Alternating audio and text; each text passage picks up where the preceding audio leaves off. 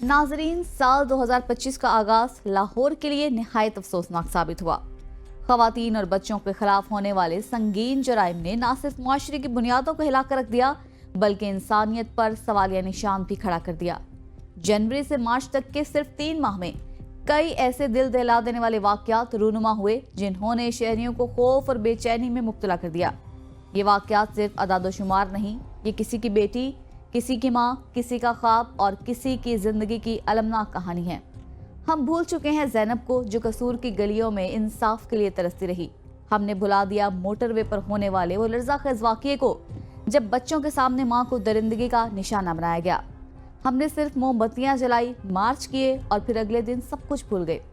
मगर क्या उन माँ बाप ने सब भुला दिया? क्या उन बहनों ने माफ़ कर दिया? आज 2025 में फिर वही कहानियां नए चेहरों के साथ सामने आ रही हैं। सवाल यह है कि क्या ये जुल्म हमारा मुकद्दर बन चुका है? क्या खवातीन का घर से निकलना अब भी एक खतरा है? क्या बच्चों का स्कूल जाना भी एक रिस्क है? क्या मुजरिम सिर्फ जेल से नहीं, कानून की कमजोरी से भी आज़ाद हैं? आखिर कब तक ये सवाल सिर्फ टीवी स्क्रीन पर गूंजते रहेंगे? आखिर कब तक हम रिपोर्ट्स पढ़कर आंखें बंद करते रहेंगे? क्या 2025 सिर्फ जुल्म की एक और किस्त है, या ये वो साल बनेगा जब हम वाकई तब्दीली का आगाज करेंगे? रवां साल के इब्तिदाई 3 माह के दौरान लाहौर में खातून के खिलाफ होने वाले जराइम में होलनाक इजाफा देखने में आया है। इन महीनों में 27 खातून को कत्ल कर दिया गया, जबकि 1182 खातून को अगवा किया गया, जिनमें से सिर्फ 988 को बाजियाब करवाया जा सका, जबकि 194 खातून ताहाल लापता हैं। ज़्यादती जैसे घिनौने जराइम में भी इजाफा हुआ। जनवरी ta मार्च 151 खातून और 47 बच्चों को दरिंदगी का निशाना बनाया गया। इन मुकदमात में पुलिस ने 110 मुलजमान को गिरफ्तार किया, जबकि 41 ताहाल मफरूर हैं। बच्चों के केसेस में 44 मुलजमान को गिरफ्तार किया गया और 3 अभी भी कानून की गिरफ्त से बाहर हैं। नाजरीन, सवाल ये है कि आखिर कब तक हमारे मुआशरे में ये जुल्म जारी रहेगा? ये कैसा समाज है जहाँ खवातीन और बच्चों की इज्जत और जान महफूज नहीं? आखिर वो लड़के, वो नौजवान जो कल को इस मुल्क की बागडोर संभालने के लिए तैयार हैं, वो ऐसे कैसे जुराइम में मुलविस हो सकते हैं? ये सिर्फ जुराइम नहीं, हमारे निज़ाम अदल, हमारी तरबियत और हमारी सिक्योरिटी पॉलिसीज पर एक खुला थप्पड़ है। सिर्फ मार्च के महीने में ही ऐसे वाक़यात सामने आए जिन्होंने हर हसास दिल को झंझोड़ कर रख दिया। 21 और 23 मार्च को लाहौर में खातून के 2 बहीमाना कत्ल के वाक़यात रिपोर्ट हुए। बागामपुरा के इलाके में शाह गोहर पीर दरबार के करीब वाक़े कब्रिस्तान से एक 17 साला लड़की की गला कटी लाश बरामद हुई। इन्वेस्टिगेशन पुलिस ने तहकीकात के बाद इस वहशियाना वारदात में मुलविस 5 मुलजमान को गिरफ्तार किया, जिनमें अली रज़ा, फैज़ान भट्ट, शान, फयाज उर्फ बब्बू और अली उर्फ भोला शामिल हैं। मुलजमान ने इज्तिमाई ज़्यादती के बाद लड़की को कत्ल किया और लाश कब्रिस्तान में छोड़कर फरार हो गए थे। देखें, जब हम क्राइम को स्टडी करते हैं तो हमेशा से जो क्राइम अगेंस्ट पर्सन है वो मोस्ट सीनियस ऑफेंसेस में आता है, क्योंकि इसमें मर्डर हो जाते हैं, इसमें अटेम्प्ट टू मर्डर होती है, ज़रर के केसेस होते हैं, और फाइनली जो सबसे टॉप का या क्लाइमैक्स का क्राइम है वो है मर्डर। हमें ये वाली जब डेड बॉडी मिलती है तो यकीनन ये हमारे लिए इंतहाई एक चैलेंजिंग केस था। रीज़न बीइंग कि एक डेड बॉडी मिली है और अननोन है उसमें जो अक्यूज़ड हैं, तो ये एक ब्लाइंड मर्डर का केस हम रजिस्टर करते हैं।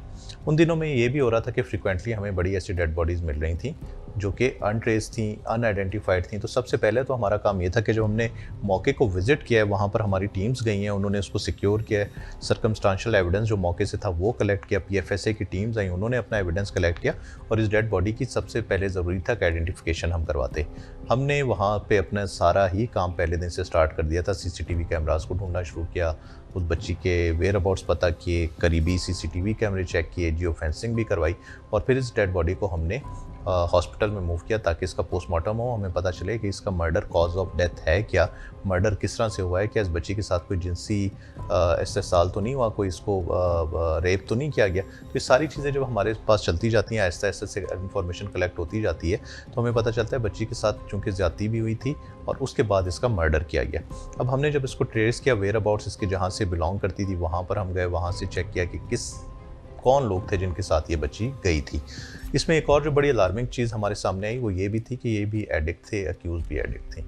वो इस लेवल तक एडिक्शन में चले गए थे कि हेलुसिनेशन जब होती हैं बंदे को तो वो बिल्कुल कंट्रोल अपना लूज़ कर जाता है, और वो फिर उसने छुरी लेकर, हमारा जो मेन अक्यूज़ है, उसने इसके गले पर फेरी, जिससे इसकी डेथ हुई। इस केस को इन्वेस्टिगेट करने के बाद जो सबसे बड़ी चीज़ हमारे सामने आई है वो है सोशल ईवल्स, जो माशरे की बुराइयाँ हैं। جن کو اگر تو کنٹرول کر لیا جائے، تربیت بچوں کی ایسی کی جائے والدین کے تھرو، اسکولز کے تھرو اور معاشرے کے تھرو، جس سے وہ اس قسم کے ایونز میں نہ پڑیں، تو بہت زیادہ بچت ہو سکتی ہے. بٹ یہ کیس بالکل ہی اس کے ادر سائڈ پہ چلا جاتا ہے.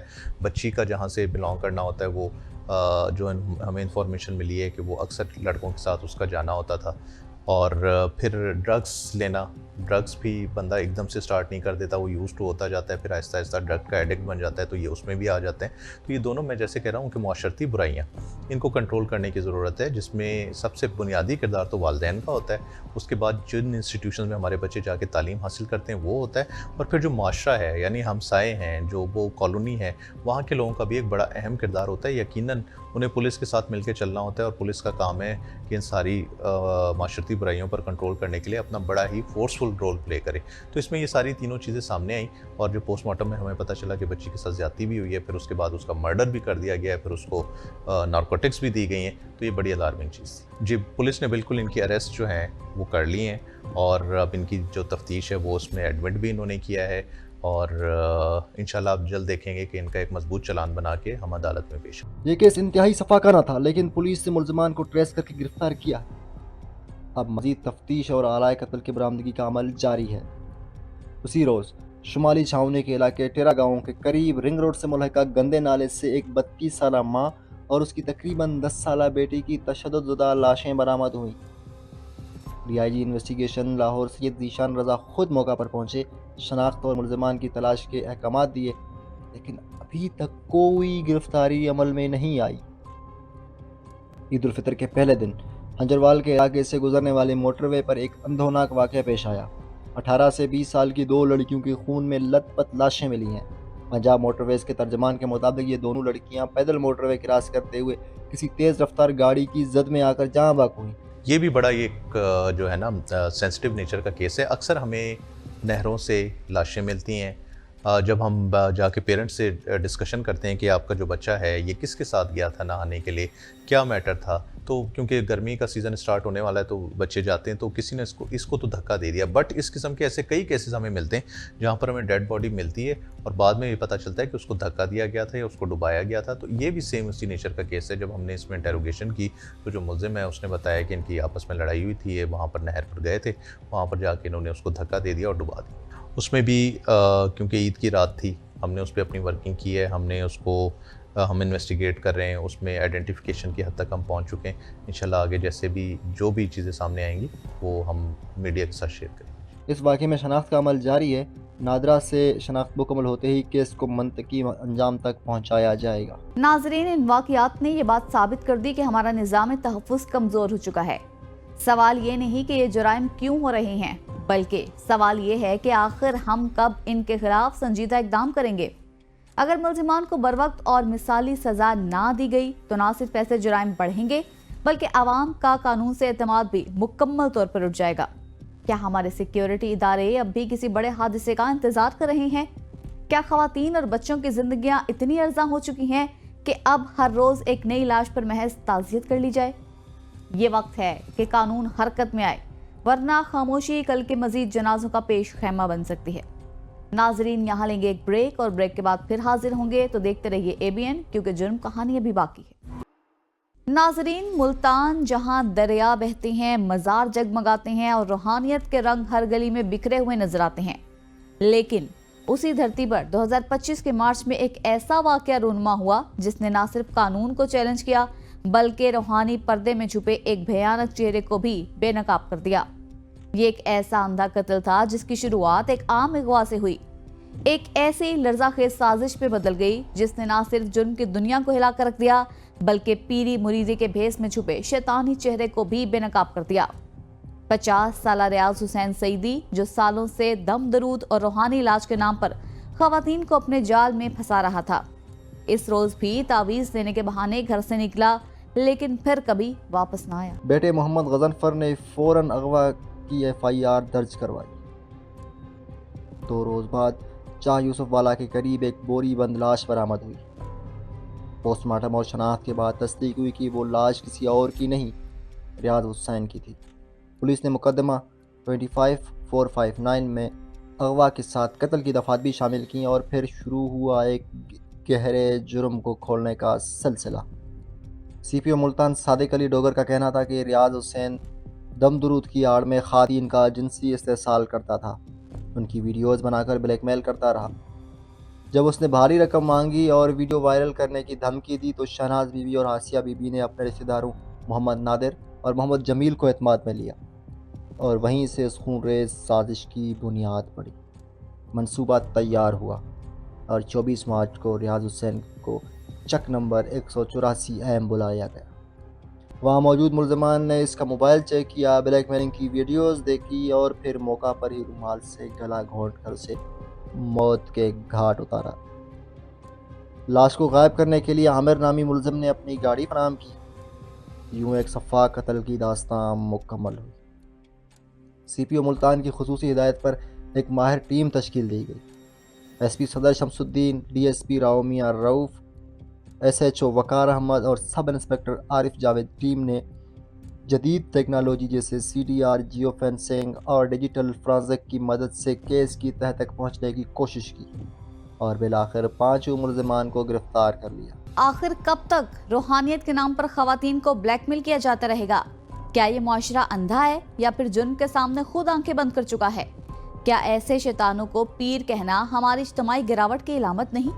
اور سوال یہ بھی ہے کہ آخر وہ کون سی پستی ہے جہاں مرد اپنی غیرت، اپنی انسانیت بیچ کر عورتوں کو اعلیٰ انتقام بناتے؟ یہ بلائنڈڈ مرڈر تھا، کوئی سراغ نہیں تھا، لیکن ہم نے جدیدی تفتیشی طریقوں سی ڈی آر اور ڈیجیٹل انٹیلیجنس سے کیس کو ٹریس کیا۔ مقتول کا بیک گراؤنڈ پیری مریدی سے تھا اور بلیک میلنگ کا بدلہ لینے کے لیے اسے قتل کیا گیا۔ ملزمان گرفتار ہیں، مزید کارروائی جاری ہے۔ میرے والد پیری مریدی کا کام کرتے تھے، عورتوں کی باتوں میں آ کر ان لوگوں نے میرے والد کو بے دردی سے قتل کر دیا۔ ان کے درمیان کچھ لین دین بھی تھا۔ یہ کیس صرف ایک قتل نہیں، ایک مکروہ نظام کی بھیانک جھلک ہے، جہاں روحانیت کے آڑ میں بلیک میلنگ، استحصال اور پھر خونی انجام جیسی داستانیں جنم لیتی ہیں۔ لیکن یہ بھی حقیقت ہے کہ جب قانون کی آنکھ کھلتی ہے تو جرم کتنا ہی اندھا کیوں نہ ہو، انصاف ضرور بولتا ہے۔ ناظرین، یہ محض ایک قتل نہیں تھا، یہ اس گلے سڑے نظام کا عکاس ہے جہاں روحانیت کی چادر میں چھپے بھیڑیے معصوموں کو نوچتے ہیں، جہاں پیر بن کر بلیک میلر اور روحانی رہنما بن کر شیطان پلتے ہیں۔ لیکن سوال یہ ہے کہ کیا پولیس کی گرفتاری انصاف کی ضمانت ہے؟ کیا ان عورتوں کو بھی قانون کے کٹہرے میں لایا جائے گا جو جرم کی منصوبہ ساز تھی؟ کیا ریاست کے ادارے ایسے خود ساختہ پیروں کے خلاف ملک گیر مہم چلائیں گے؟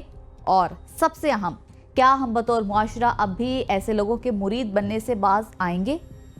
یا ہر بار ایک نئی لاش کے بعد صرف افسوس اور مظلومیت کے نوحے ہی رہ جائیں گے؟